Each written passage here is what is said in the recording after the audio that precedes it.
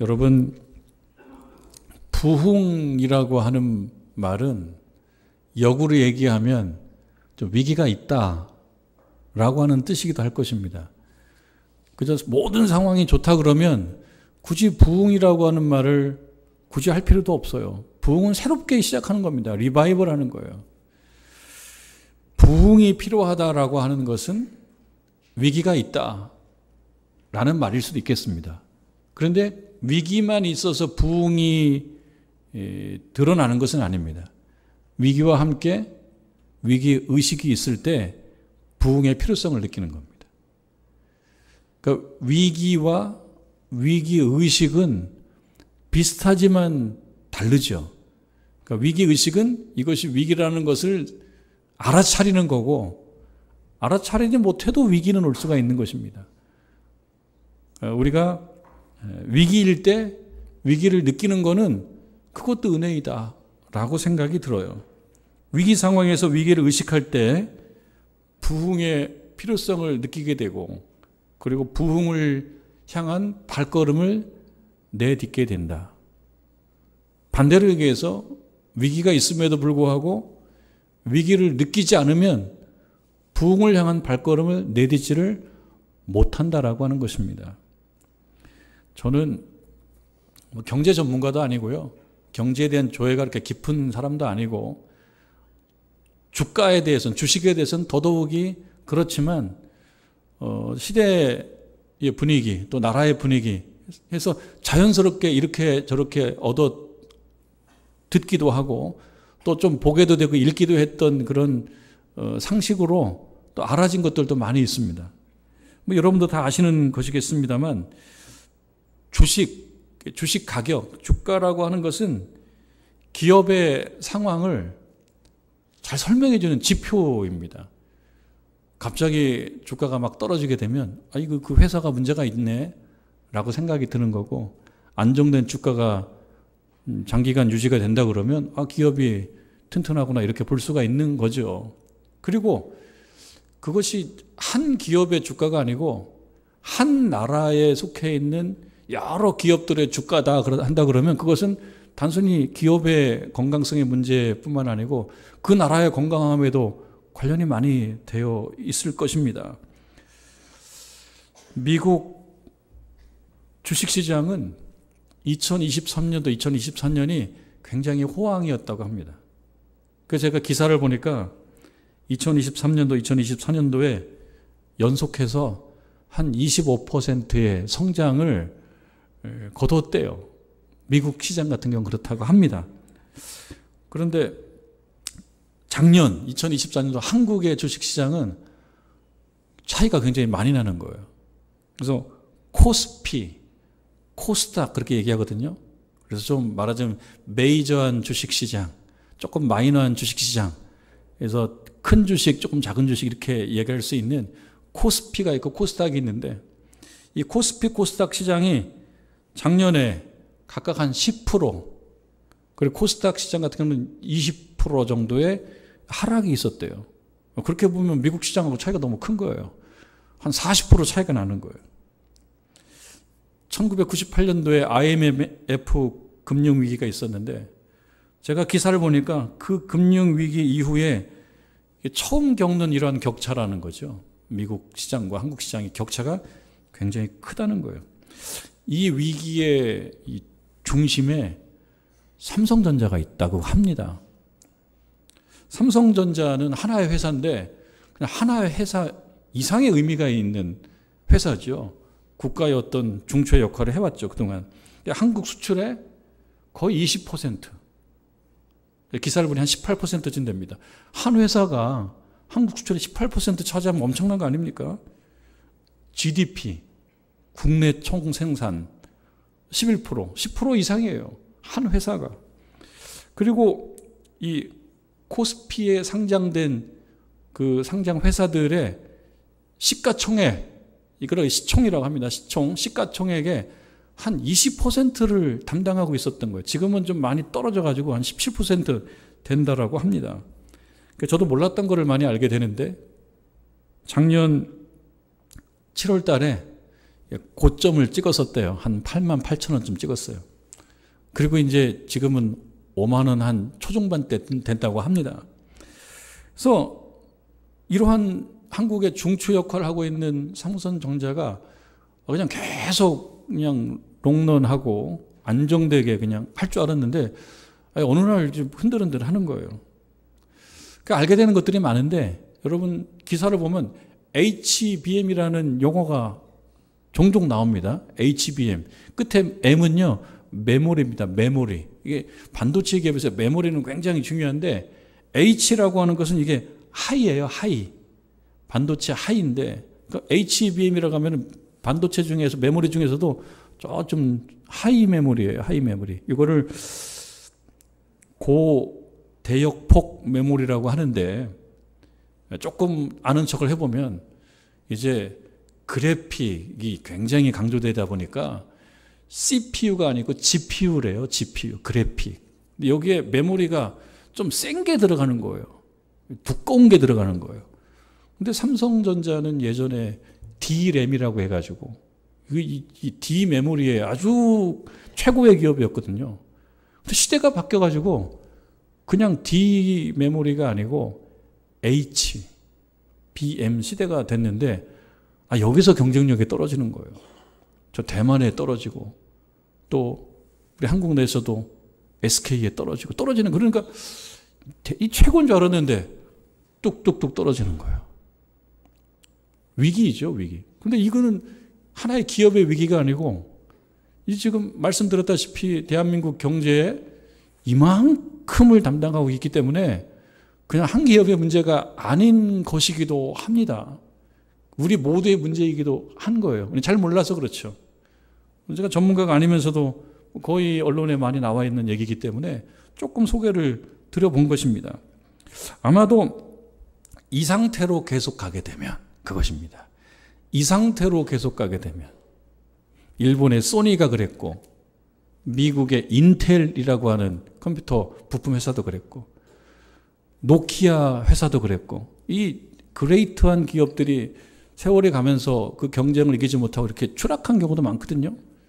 아마도 이대로 계속 가게 되면 한 10년 안쪽에 그냥 고만고만한 전자회사쯤이 되지 않겠냐라고 어떤 전문가들은 그렇게 예측을 하는 것입니다. 이 전제가 있어요. 이대로 그냥 간다면. 그게 전제죠. 이대로 그냥 간다면. 이 말에는 어떤 의미가 들어가 있습니까? 이대로 그냥 가지 않을 수 있다면 고만고만하지 않을 수도 있다. 계속 great, 계속 존경받는 그런 기업이 될 수도 있는데 그냥 이대로 그냥 간다면 바로 그 문제거든요. 바로 그 문제입니다. 위기가 나라에도 주어지고 기업에도 주어지는데 이대로 그냥 가면 그냥 고만고만한 옛날이요. 그리 될 수 있다는 것입니다. 전문가들이 그런 삼성전자의 위기에 대해서 어떤 원인을 몇 가지를 얘기하는데 기술을 경시했대요. 그 말은 또 맞죠.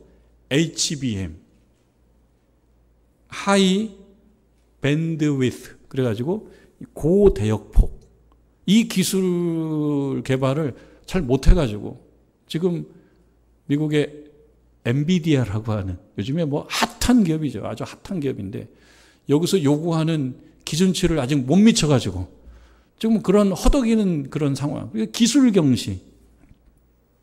그리고 한때는 정말 최고의 기업이다 보니까 약간 교만했던 거죠. 그래서 기술 개발을 못하고 그리고 경직돼 있고 그저 괜히 창의적인 얘기 하나 했다가 불려가가지고 이거 뭐냐라고 얘기 들을까봐 그냥 무사한 일. 그리고 경영진에서 전략을 제대로 해가지 못하는 점. 그리고 고객들이 뭘 필요한지에 대해서 관심을 많이 못 가진 것들. 그러면서 또 세월을 가다 좀 교만해지고 조금 우월의식에 사로잡혀가지고 기업가 정신이 이제 많이 약화됐다. 이런 원인들을 꼽습니다. 이런 원인들이 있다는 거예요. 그러면 전문가들이 보는 해법은 뭐냐? 해법은 뭐냐? 저는 더 깊은 내용은 모르지만 매우 단순한 해법을 얘기합니다. 한때 삼성전자가 주식을, 자사주를 엄청 사서 이걸 그냥 소각시켰어요. 왜냐하면 주가를 올려주기 위해서. 근데 얘기합니다. 이것은 반창고에 불과하다고. 그냥 반창고 조금 붙여놓은 거라고. 정말 필요한 것은 그게 아니라고. 그러면서 내놓는 해법은 밤새워 연구 개발에 매달렸던 초심으로 돌아가야 된다. 그것이 해법입니다. 초심으로 돌아가지 못하면 그러면 10년 내로 고만고만한 회사가 될 것이다. 그럼 삼성전자가 고만고만한 회사가 되면 대한민국도 자부심이 많이 흔들릴 거예요. 잘 해야죠. 그러니까 이 나라의 큰 기업도 잘해야 되고 작은 기업도 잘 해야죠. 제가 여러분에게 기업 얘기하려고 이 얘기를 꺼낸 것만 아닐 것입니다. 무엇 때문에 이 얘기를 하는 것이냐면 국가의 위기, 기업의 위기도 있지만 또 교회도 위기이고 신자도 위기일 수 있다는 얘기를 하기 위해서입니다. 우리 이야기를 할 차례죠. 교회도 그렇습니다. 코로나 이후에 예배 환경이 많이 바뀌었어요. 많이 침체되기도 했고요.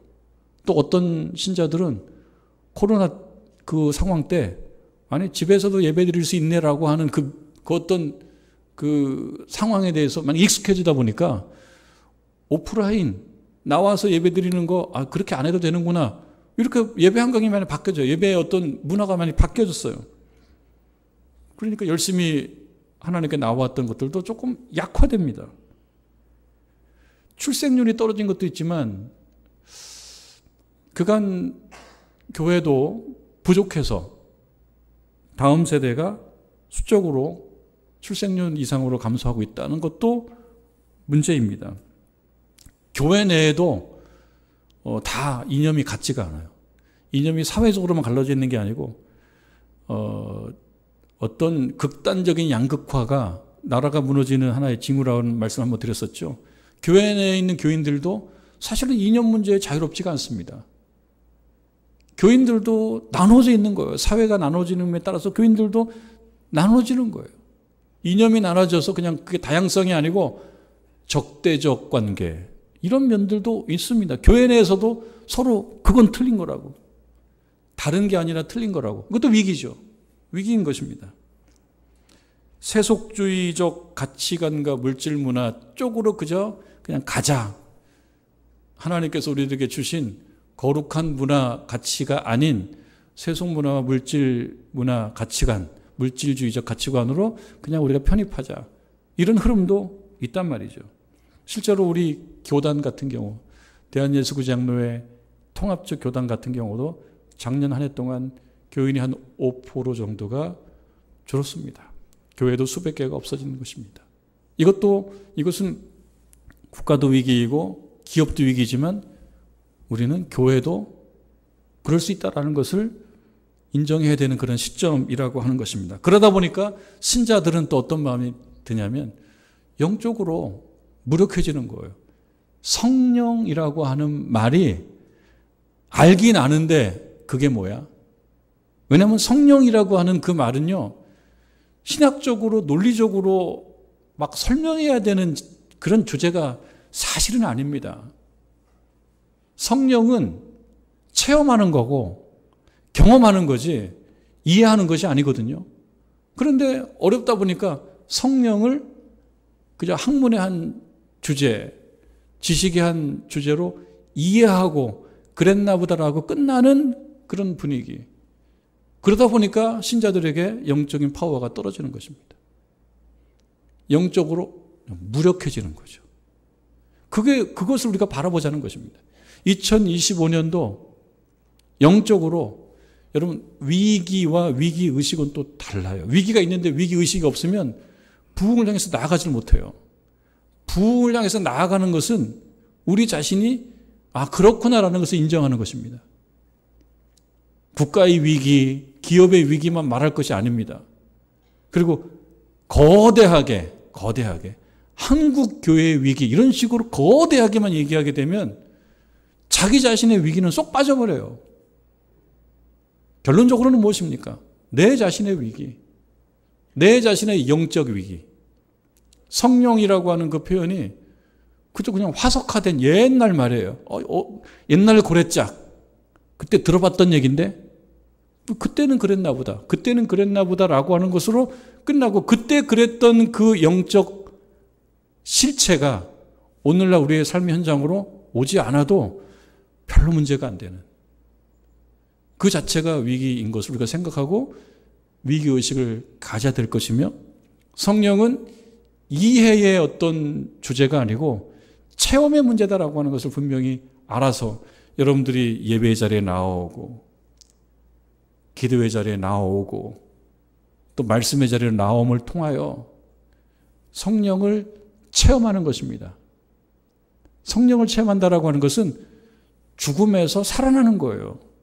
그것을 체험하게 되면 여기에 힘이 생깁니다. 이게 부흥이 되는 것입니다. 그것은 담임 목사 혼자 힘으로 되는 것도 아닙니다. 여러분 모두 새롭게 성령을 체험하는 거예요. 체험. 이야기하는 것이 아닙니다. 그거에 대하여 이야기하는 것이 아니고 성령을 체험하는 겁니다. 오늘 말씀 우리가 이따 공부하면 알겠지만 성령을 체험하는 것은 우리 하나님 입장에서 보시면 생기를 우리 가운데 불어넣어 주시는 거예요. 그거는 물질적인 문화에서 이해되는 얘기가 아닙니다. 예배 현장에서 이루어지는 것입니다. 여러분, 이 예배 현장에서 우리 하나님께서 여러분 마음에 영적 생기를 불어넣어 주시기를 주님의 이름으로 축원합니다. 능력이 되는 겁니다. 영적 생기가 우리들에게 들어오게 되면 능력이 되는 거예요. 안 되지라고 하는 마음이 될 수 있다로 바뀌는 거예요. 무력함이 유력함이 되는 것입니다. 여러분, 대한민국도 요즘 정치 보면 얼마나 짜증이 나십니까? 아니, 그러려고 우리가 투표한 것이 아닌데 왜 저 사람들은 저렇게 해야 돼? 참 문제가 많이 있잖아요. 서로 그냥 극단적으로 양극화돼가지고 그냥 이전 투구죠. 이전 투구. 정말 막 싸우고 있는 상황. 그리고 기업의 어려움도 있고 사회적으로 양극화 갈등의 문제가 있고 우리가 얘기했다시피 교회도 어려움을 느끼고 있고 그런데 그건 우리만의 문제가 아니었던 거예요. 오늘 본문 말씀에 이스라엘 백성들은 더 힘들었어요. 그들은 더 힘들었어요. 더 힘든 상황 속에서 그들에게 주어지는 해법이 뭐냐? 그들에게 있어서 초심은 무엇이냐? 그 말씀입니다. 여러분, 나라가 그들은 망했습니다. 주권을 빼앗겼습니다. 대한민국이 1910년도에 한일 강제 합병이죠. 일제 강점기가 시작된 그 사건이 있었습니다. 그런 것처럼 이 이스라엘 백성들도 바벨론으로부터 주권을 빼앗겼어요. 나라가 침탈되었어요. 그리고 국권이 없어졌습니다. 망한 것입니다. 그리고 그 중에 많은 사람들은 포로로 잡혀갔어요. 그 땅으로 잡혀갔어요. 그러니까 그게 영적 자존심의 어떤 그 충격을 많이 받을 수밖에 없는 일 아니겠습니까? 내가 이렇게 신자가 이렇게 열심히 신앙생활을 했는데 이게 뭐야? 믿음이 이제 막 철회되는 것입니다. 희망이 없어지는 것입니다. 영적 자존감. 우리는 선택된 백성인데, 우리 선택된 백성인데 영적 자존감이 떨어지는 거예요. 그리고 시간이 그렇게 흘러가니까 내구성이 약해서 버텨내지를 못하는 거예요. 시간이 흘러가니까 그냥 그 분위기에 젖어듭니다. 그래서 하나님을 향한 희망을 철회하는 거예요. 희망이 점점점 없어지는 거예요. 그야말로 마른 뼈처럼. 오늘 말씀에서 나오는 표현이 있어요. 마른 뼈. 마른 뼈는 표현은 고상하잖아요. 그럼 현실적으로 얘기하면 뭐예요? 그건 백골입니다. 그건 생명력이 없는 거예요. 마른 뼈는 뭐예요? 생명력이 없다. 달리 표현하면은 무력한 존재, 무력한 존재가 되었다라고 하는 것입니다. 그럴 때 하나님께서 예언자 에스겔을 통해서 그 백성을 찾아오셔요. 찾아오셔서 말씀해 주십니다. 그것이 은혜입니다.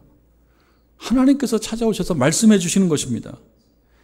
여호와의 영이 에스겔을 뼈가 가득한 골짜기 가운데로 이끌어 가셨다. 그것이 37장 1절의 말씀이거든요. 그러니까 에스겔로 하여금 영적인 체험을 하게 하셔요. 에스겔이 먼저 봅니다.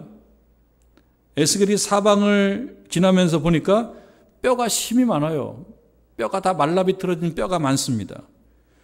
메말라져 있습니다. 마른 뼈입니다. 그 뼈는 다름 아닌 큰 군대의 뼈들이었다. 근데 이 뼈들은 무슨 뼈냐? 11절, 우리가 오늘 읽은 말씀 11절에 보면 나옵니다. 37장 11절에 보면 또 내게 이르시되 인자야 이 뼈들은 이스라엘 온 족속이라. 그러니까 이 뼈는 이스라엘을 보여주는 하나의 상징인 거죠. 메말랐다는 것입니다. 그 백성이 메말랐다는 거예요. 하나님을 버리고 불순종하여 그들이 하나님으로부터 징계를 받지 않았습니까? 징계를 받고 난 이후에 그 백성들이 바벨론으로 잡혀가고 난 이후에 그들의 희망은 떨어지고 자존감은 떨어지고 희망은 없어지고 마른 뼈처럼 되었다라고 하는 것입니다. 하나님께서 이스라엘 에스겔에게 이렇게 질문하셨습니다. 그 3절의 말씀인데요. 인자야 이 뼈들이 능히 살 수 있겠냐? 이 뼈들이 살 수 있겠냐? 논리적으로 얘기하면 또는 그저 우리의 이성적으로 얘기하면 마른 뼈들이 산다는 것은 불가능합니다. 그런데 에스겔은 불가능하다라고 말하지는 않고요. 주께서 아십니다. 이렇게 답변을 하죠. 그럼 뭡니까? 하나님의 전지전능하신 능력이라면 하실 수 있습니다라고 하는 믿음의 표현이기도 할 것입니다. 하나님을 믿는 신자는 안 된다라고 이야기해서는 안 됩니다. 왜냐하면 하나님께서는 능치 못함이 없기 때문에. 우리가 하나님의 능력을 힘입는다면 능치 못함이 없는 거거든요. 근데 안 된다라고 얘기하는 것은 하나님의 능력을 힘입지 않는 거예요. 믿음이 없는 거예요. 신자들 입장에서는 안 됩니다. 불가능합니다. 이렇게 얘기하는 것이 아니라는 것입니다. 주의 영이 에스겔을 통해서 마른 뼈들에게 이야기합니다. 그것이 5절과 6절입니다. 여러분 5절을 보면 이렇게 되어 있어요. 주 여호와께서 이 뼈들에게 이같이 말씀하시기를 내가 생기를 너희에게 들어가게 하리니 너희가 살아나리라. 그러니까 살아나리라라고 하는 것은 뭡니까? 죽었다는 거죠. 현실적으로 얘기하면 매우 무력해져 있다는 겁니다. 이스라엘 백성들이 현실적으로 매우 무력한 상태에 있다는 건데요. 이 무력한 상태가 어떻게 되면 다시 회생할 수 있느냐? 이 무력한 상태가 어떻게 되면 다시 역전될 수 있느냐? 살아날 수 있느냐라고 얘기했을 때 오늘 말씀으로 보면은 생기예요, 생기. 하나님께서 생기를 들어가게 하시면 말랐던 존재가 촉촉한 존재가 된다. 문제는 생기예요, 생기. 하나님의 해법은. 우리가 처음에 얘기했죠. 위기가 주어졌을 때 그게 국가든 기업이든 교회든 원리는 같다. 원리는 뭡니까? 초심으로 돌아가는 것. 그 초심에는 무엇이 있습니까? 겸손함과 열심이 있어요. 초심에는. 초심으로 돌아갈 때는 겸손함, 열심, 충성이 있어요. 그런데 세월이 많이 가면 초심을 잃어버립니다. 열심이 없어지고 겸손함이 없어지고 신자에게서는 믿음이 없어져요. 그때 위기가 오는 것입니다. 그래서 메말라집니다. 그 위기 상황 동안에 하나님께서 그 백성에게 주시는 해법은 무엇이냐? 생기를 불어넣어주신다. 그것이 우리들에게 초심이에요. 그 생기가 뭡니까? 성령이에요, 성령. 그래서 여러분, 성령은 이해의 대상이 아니고요. 경험의 주제고 체험의 주제입니다. 그리고 모두의 문제이기는 하지만 그러나 구체적으로는 각자의 문제예요. 여러분 각자가 성령이 충만하지 않으면 성령 충만이라고 하는 것을 체험적으로 내가 느껴내지 않으면 말로 설명을 못해도 괜찮아요. 근데 체험이라는 건 뭡니까? 뭔지 모르지만 알게 되는 걸 얘기해요. 바람이 이물을 불매 어디서 와서 어디로 가는지 알 수 없지만 성령으로 난 자는 다 이와 같으니라 라는 말씀에서 말하듯이 잘 모르겠어요. 어디서 와서 어디로 가는지를 잘 모르겠는데 나뭇잎이 흔들리는 거예요. 가지가 흔들리는 거예요. 왠지 모르지만 능력이 생기는 거예요. 그 내용이 뭐라고 얘기합니까? 생기 성령이라고 얘기한다 라고 하는 것입니다. 우리에게 주는 교훈은 무엇입니까? 14절 말씀 보면요. 내가 또 내 영을 너희 속에 두어 너희가 살아나게 하고, 살아나는 것은 회복하는 거예요. 국가도 회복하고 기업도 회복하면 좋죠. 우리들 지금 이 시간 우리의 주제는 무엇입니까? 신자의 살아남이에요. 교회의 살아남이에요. 구체적으로는 정릉제일교회의 살아남이에요. 위기가 나쁜 것이 아닙니다. 위기의식이 없는 것이 나쁜 것입니다. 여러분 2025년도에 우리 하나님께서 우리들에게 준 비전은 뭐냐면 다시 부흥하는 것입니다. 근데 그것이 그냥 되는 것이 아닙니다. 안 된다 이런 마음 갖지 말라는 거예요. 안 된다는 사람의 생각이라는 거예요. 전지전능하신 하나님께서 함께 하시면 풍성해진다라고 하는 것입니다. 여러분 저는 교우들께서 많으면 좋아요. 담임 목사는. 그러나 교우들이 많으면 부흥한 거고 교우들이 적으면 부흥하지 않은 것이냐? 꼭 그런 것은 아닙니다. 그러나 교우들이 많으면 부흥한 것은 맞습니다. 저는 오늘 눈이 많이 오면서 두 가지 생각이 있어요. 마치 예전에 이야기 속에 나오는 엄마가 한 아들은 우산장사고 한 아들은 집신장사예요. 비가 와도 걱정, 비가 안 와도 걱정. 제 마음이 그래요. 눈이 와도 걱정, 눈이 안 와도 걱정. 아침에 눈이 오더라고요. 눈이 많이 오더라고. 두 가지 마음이 있어요. 한 가지는 눈이 와서 좋다. 또 한 가지는 근데 우리 성도님들 교회 언도 경사 올라오기 힘들으셔서 예배 시간에 우리가 조금 허전하겠다. 눈이 와서 못 오는 거는 어쩔 수 없어요. 저는 어쩌면 잘하셨다고 생각해요. 미끄러져서 넘어지면 큰일 나거든요. 그래서 지혜롭게 안 오시는 거는 잘한 거. 그럼 안 오시면 부흥하지 않은 거냐? 그건 아닙니다. 무엇입니까? 마음이 우리 주님을 사모하고 예배 자리를 사모하고 그런 마음이 강하면 그 교회가 살아나는 거예요. 사람이 많이 와도 말씀에 대한 감동이 없고 그저 옛날 얘기를 생각하면 그것은 부흥하지 않는 거. 그거는 위기인 거예요. 2025년도에 여러분 저는 외적으로 부흥하면 좋아요. 바라는 바예요. 그러나 영적으로 생기를 받아서 여러분 우리가 성령을 체험하고 경험하는 역사가 없이 외적으로 성장하는 것은 그거는 바람직한 것이 아닙니다. 이렇게도 성장해야 되고 저렇게도 성장해야 됩니다. 그러니까 여기 나오신 분도 성장해야 되고 지금 영상으로 예배 드리는 분도 성장해야 됩니다. 그건 무엇입니까? 성령을 이해하는 게 아니고 체험하는 거예요. 성령께서 여러분 삶 가운데 생기로 들어가시게 되면 아팠던 몸도 회복되고 또 눌렸던 마음도 힘을 얻게 되고 없었던 용기도 생기게 되고 삶에 이렇게 엉켜졌던 여러 가지 문제들도 풀리게 되고 성령께서는 못하시는 일이 없는 거예요. 여러분 2025년 우리가 살아갈 때 마음에 그걸 품어야 됩니다. 2025년도에는 내가 예배의 자리를 더 찾고 말씀의 자리를 찾고 기도의 자리를 찾고 또 찬송도 많이 부르고 그러면서 뭘 하는 겁니까? 성령 체험을 하는 거예요. 성령은 이해의 대상이 아니고 여러분들이 다 체험해야 되는 거예요. 이거는 모두의 문제지만 구체적으로는 각자의 문제인 거예요. 각자가 말씀의 자리로 와야 되는 거예요. 일부 예배 때 이현재 성도님 일부 예배 들으셨는데 지난번에 세례 받으셨습니다. 처음 세례 받으셨습니다. 딸이 영어 성경 쓰기 책을 사셨대요. 성경 써야 되는 거예요. 새신자인데 성경 써야 되는 거예요. 제가 그 딸이 좋은 선물을 안 주시고 이렇게 노동의 선물을 주셨냐고 그랬더니 노동의 선물이죠. 그랬더니 좋대요. 말씀 쓰는 게. 어떻게 보면 초심이죠. 신앙 이제 시작하신 그런 경우인데 초심이죠. 우리들도 말씀을 쓰고 말씀을 읽고 여러분 성경 살아오면서 한 번을 난 제대로 못 읽었다. 그러는 분은 2025년도 찬스입니다. 2025년도에 성경을 한 번쯤 읽으십시오. 여러분, 제가 헌금 설교를 잘 안 하기도 합니다. 왜냐하면 헌금 설교 부담스럽기 때문에.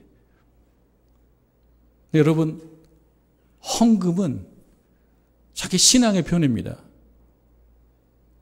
열의 하나를 하나님 것으로 알고 바치는 11조 헌금은 참 힘든 건 알아요. 제가 힘든 거 알아요, 여러분. 힘든 거 알지만 하나님께서는 여러분께서 11조 헌금을 하시기를 원해요. 이게 힘든 결정인 거 알아요. 시험에 들지 마십시오. 왜냐하면 제가 계속할 거 아니기 때문에. 이 말씀 연초에 왜 드리냐. 믿음으로 바로 서는데 꼭 필요합니다. 우리가 그러한 헌신을 통해서 하나님과 가까워집니다. 이것도 결심해야 돼요. 결심이 없으면 안 되는 거예요. 그저 되는 건 없어요. 그래서 여러분, 목사님이 슬쩍 헌금 설교를 하시네? 아니, 슬쩍 헌금 설교 할 생각이 없었어요. 이 시간 주시는 생각으로 제가 드리는 거예요. 고민을 많이 했습니다. 우리 성도님들 시험에 들면 안 되는데. 근데 하나님께서 제게 주시는 말씀은 뭐냐면, 그게 네 일이냐 내 일이지. 너는 내 생각을 전하는 게 네 역할이지. 네가 성도들에게 좋은 소리를 듣고 나쁜 소리를 듣고 그게 네 일이냐 내 일이니. 그래서 제가 여러분들께 그 말씀을 전하는 것입니다. 성령 충만도 해야 되고, 헌신도 하셔야 되고, 섬김도 하셔야 되고, 말씀 읽기도 하셔야 되고, 그렇지 않으면 나도 모르는 사이에 물질주의, 세속주의에 빠져버리고 무력해질 수밖에 없다. 여러분, 2025년도 열심히 다시 시작하시기 바랍니다. 신앙을 열심히 다시 시작하시기 바라요. 우리가 새해를 얻은 것은 굉장히 감동적으로 받아야 돼요. 아, 하나님 나에게 새해 한 해를 주셨구나. 모두가 자격이 있는 게 아닙니다. 열심을 가지고 한번 시작해 보시고 결심하시고 나아가시기 바랍니다. 우리 하나님께서 공짜가 없어요. 다 여러분 채워주실 줄로 믿습니다.